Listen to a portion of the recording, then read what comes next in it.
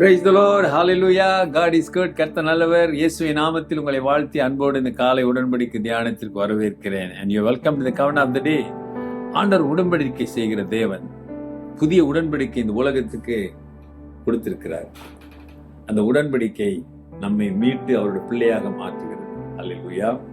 ஆண்டவர் ஒரு வாக்குத்தத்தம் கொடுத்து இந்த மார்க்கு சுவிசேஷத்தை நான் முடிக்க போகிறோம். நம்ம தானே ஆண்டவர் சொன்னாரு, உலகமுங்க போய் சகல ஜாதிகளையும் சீஷர் ஆக்குங்க அப்படின்னு சொல்லிட்டு. Today is 18th April 2026 Saturday, சனிக்கிழமை. இன்னைக்கான வசனத்தை பார்ப்போமே. Mark 16:16 16:16 easy to remember. Okay, he who believes and is baptized will be saved, but he who does not believe will be condemned. விசுவாசம் உள்ளவனாகி ஞானஸ்நானம் பெற்றவன் ரட்சிக்கப்படுவான், விசுவாசியாதவனோ ஆக்கினிக்குள்ளாக தீர்க்கப்படுவான். அல்லேலூயா. 2 காரியத்தை செய்ய சொல்லுகிறார். அந்த 2 காரியத்தினாலே வருகிற 2 நன்மைகளை அவர் சொல்லுகிறார். அது ஒரு உடன்படிக்கை தான். என்ன உடன்படிக்கை செய்கிறார் ஆண்டவர்? நீ விசுவாசம் உள்ளவனா, விசுவாசத்தோடு ஞானஸ்நானம். அப்ப நீ நம்பிக்கையோடு ஞானஸ்நானம் பெற்றவன், அந்த ஞானஸ்நானத்தின் மூலம், அதுவும் விசுவாசத்தோடு ஞானஸ்நானம் விடுக்கிறதன் மூலம் ரட்சிப்பு கிடைக்கிறது. விசுவாசியாதவனோ அவனுக்கு என்ன கிடைக்குன்னா ஆக்கினிக்குள்ளாக தீர்க்கப்படுகிறான், தண்டனையும் கொடுக்கிறார். ரட்சிப்பு என்பது பாவத்திலிருந்து நம்ம மீட்டு பரலோகத்தில் அவரோடு வாழுகின்ற ஒரு வாழ்க்கை தான் ரட்சிப்பு. அருமையானவர்களே, விசுவாசம், ஞானஸ்நானம், ரட்சிப்பு. இப்ப விசுவாசத்தோடு ஞானஸ்நானம் எடுங்கன்னு இந்த வசனம் சொல்லுவதனாலே நமக்கு ஒரு கேள்வி வரலாம்.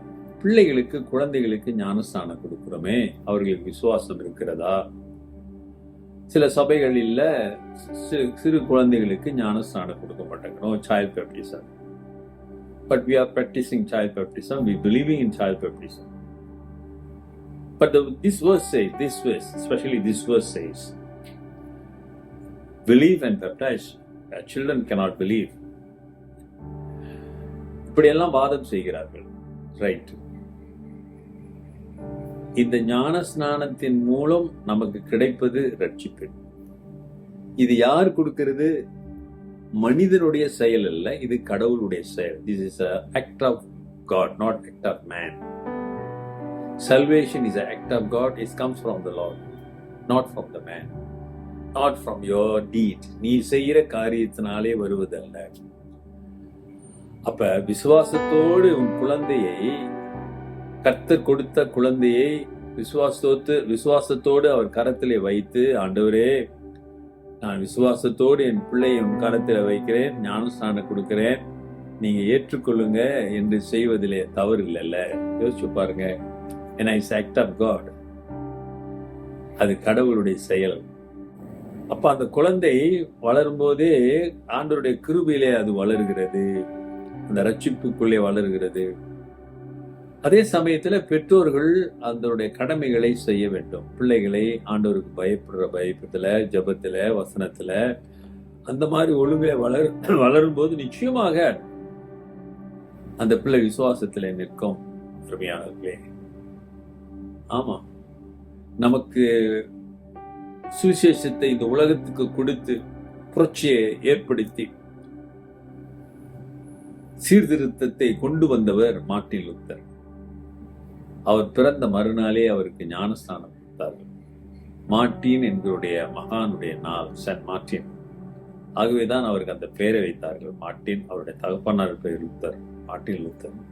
ஆமாங்க, நம் கையிலே தமிழ் பைபிளை கொண்டு வந்த ஜீகன்பால், ஜெர்மனி மிஷினரி, அவரை குழந்தையில தான் ஞானஸ்தானம் கொடுத்து ஒப்பு கொடுத்தார்கள். இன்னைக்கு உலகத்துக்கு சீர்திருத்தங்களை எல்லாம் கொண்டு வந்தவர்கள் எல்லாரும் குழந்தையிலே ஞானஸ்தானம் பெற்றவர்கள். இதை விளங்காமல் சில சபைகள், சில கிறிஸ்தவர்கள் போராடி கொண்டிருக்கிறார்கள். போராடுறவங்க போராடிட்டு போட்டோம்.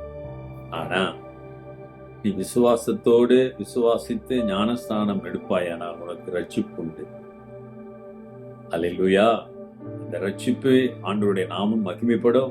அவர் வாழ்க்கையிலே போதுமானவராக இருப்பார். ஜெபிப்போம். நல்ல ஆண்டவரே, எல்லா துதிகான மகிமை உண்டாகட்டும். இந்த நாளிலே உடைய வார்த்தை பிள்ளைகளுக்கு, அதாவது கேட்கிற உடைய பிள்ளைகளுக்கு பலத்தை கொடுக்கட்டும், தெளிவை கொடுக்கட்டும். இந்த கடைசி நாட்களிலே வருகிற உபதேசங்களிலே உடைய சத்தியத்தை அறிந்து உணர்ந்து உமக்கு மகிமையாய் நிற்க உதவி செய்யுங்க. நாமத்தை மகிமைப்படுத்துங்க. Answer their prayer and glorify your holy name. In Jesus' name. இயேசுவின் நாமத்தில் பிதாவே, ஆமென். நமது ஆண்டவராகிய இயேசுவுடைய கிருபை, பிதாவின் அன்பு, பரிசுத்தாவின் ஐக்கியம் உங்களோடு உங்களை ஆசீர்வதித்து காப்பதாக. என் ஆத்துமாவே கர்த்தரை ஸ்தோத்திரி, என் முழு உள்ளமே பரிசுத்த நாமத்தை ஸ்தோத்திரி. என் ஆத்துமாவே கர்த்தரை ஸ்தோத்திரி, அவர் செய்த சகல உபகாரங்களை மறவாதே.